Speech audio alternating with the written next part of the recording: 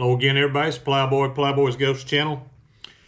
I've got the Ruger Blackhawk 45 coat just about what I would call done. I need to do a little bit more removal of the coloring. Let me unload the gun first.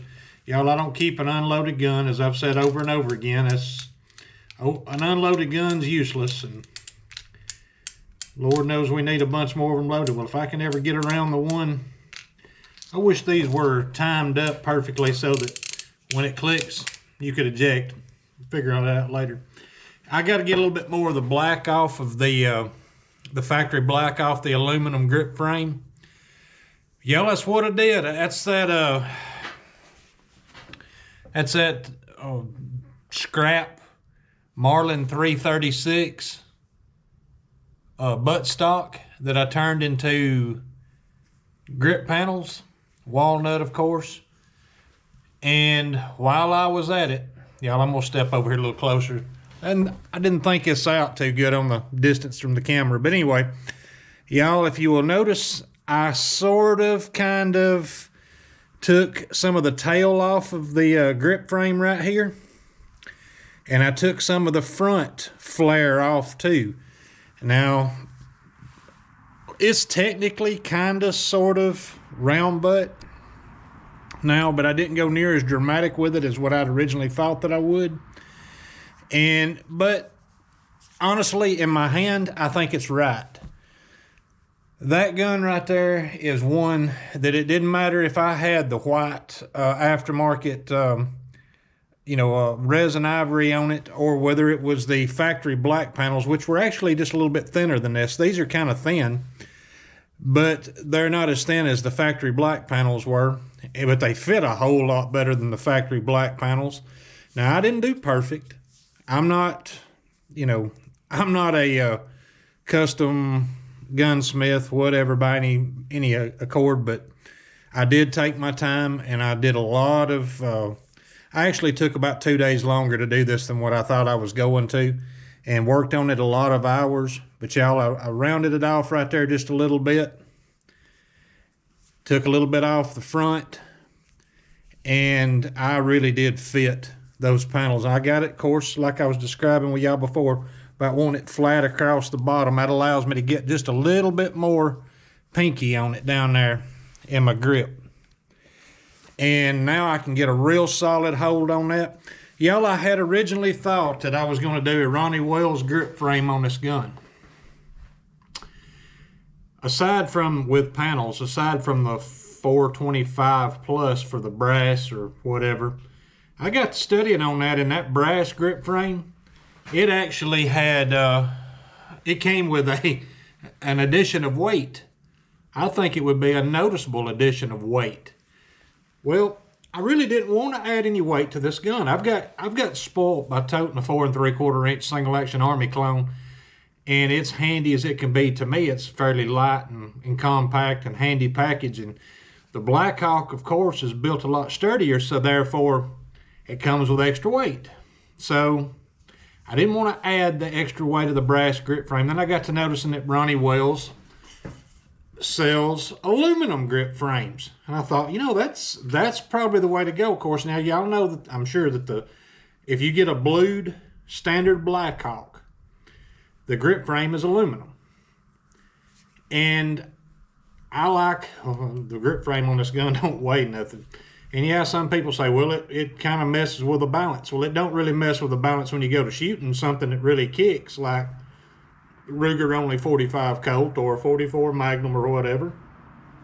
That weight forward kind of actually helps a little bit, and your recovery time from shot to shot, and maybe reduces felt recoil. I don't know, maybe the overall weight savings of aluminum don't really reduce the total amount of recoil that you feel, but I preferred to have the lighter weight.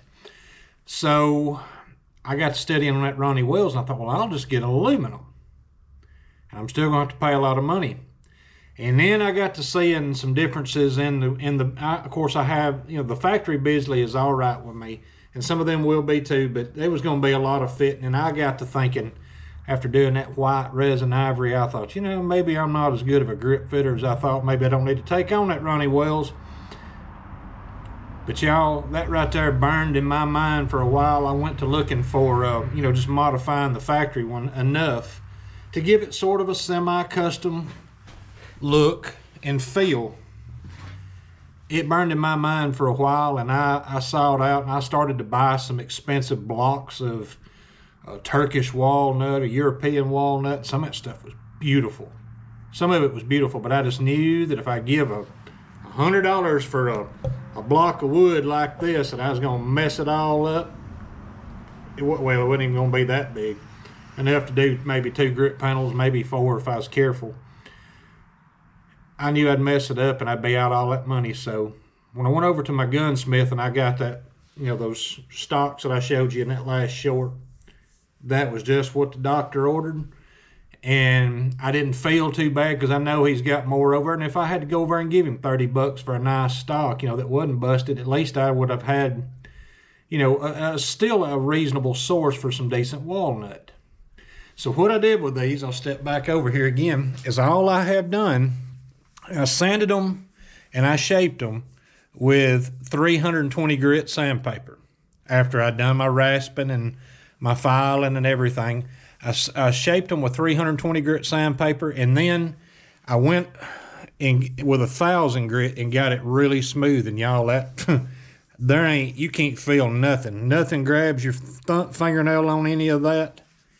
I mean, it's just as smooth as it can be. And all I have done is I have put 2 coats of Birchwood KC True Oil on it. You know, wiped it on there just a little bit, let it sit just a little while, and then wiped it off, wiped it in, whatever. I'm going to do about 3 or 4 of them over the next week, and then let it sit a few days. And then you know, they got that wax or polish that comes in that kit too. And then I'll see what kind of shine that gives it. I don't want to go with a polyurethane look. I'm not going to put any kind of clear coat on it or whatever. But if that wax stuff looks good or that polished stuff looks good on top of it, and I think that it will, then that's what I'll go with. So y'all, I don't know what you think about the looks, and I've still got a little bit of black to get off. I've got to go buy me a good wire brush that I can get in there and get a couple of small things. But y'all, I've always thought, and you know, if you've seen old Blackhawks that have been around for a while, this aluminum grip frame, you'll see that, the black starts coming off of them, and then you can start seeing that through, and you think, well, that's just got to be some fragile stuff. Well, I'm here to tell you, when you want it off, especially if you've got arthritis in your knuckles, when you want it off, it ain't coming off easy unless you use chemicals or something. I didn't use any chemicals. So I'm going to get me a good wire brush, you know, small for my Dremel or whatever. I don't have one right now. To get in the small crevice here and here and right up against the back of those mounts right there. So what do y'all think? I like it myself. And I actually want to carry this gun now.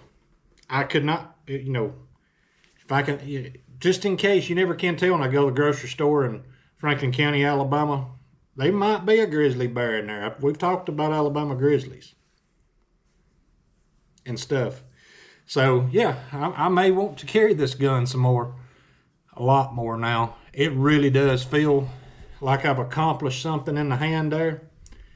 And we'll see, time will tell if it's comfortable to shoot like that. But I shot these same 315 grain loads over a stout dose of H110, full throat, you know, 45 Colt Magnum, if you want to call it that. I shot some of them with the factory little old plastic grips like Garrett of 11 Bang Bang was talking about. His didn't fit up here either. And they were probably, like I said, just a little bit thinner, but they really were not comfortable at all. You know, if you don't know it, on a hard kicking revolver, if you've got checkered grips or an aggressive pattern, you know, that would normally make something, you know, lesser kicking gun, it would make it feel more secure in your hand. If you've got something that really kicks, it starts tearing your hands up. So I shot it with those black ones and they tore my hands up. They fit bad. I know that can't be no worse than that. It's got to be better, I would imagine. Time will tell. So anyway, I am into that deal right there. Since I already had the Birchwood Casey stock refinish kit, I don't count that as a cost in this venture. I'm into that because my local gunsmith is such an awesome guy. He'd give me those stocks that I used, one of for the wood, and I've got more for others now. Since he gave me that, I have absolutely, other than sandpaper maybe, so what, $6, $4? Went to Harbor Freight. That's all I got in that for some sanding. Oh, I did buy rasps because I didn't own a set of rasps, and I'm telling you, that made working this a lot faster. When it was larger and I needed to get it smaller, as I got closer to the smooth, where I wanted it to be smooth, I quit using rasps. But I didn't have them, so I'm into it. Harbor Freight, I'm into it maybe $10, $12 total. I like it. And that's a lot cheaper than going Ronnie Wells' way. We'll call it Shade Tree Gunsmithing, Bubba Gunsmithing, whatever you want to call it. I don't give a damn. It works for me. And can't nobody make me feel like I messed up on that. I love it.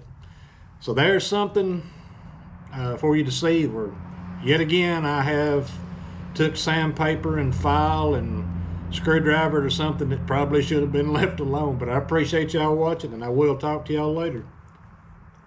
Thanks for watching.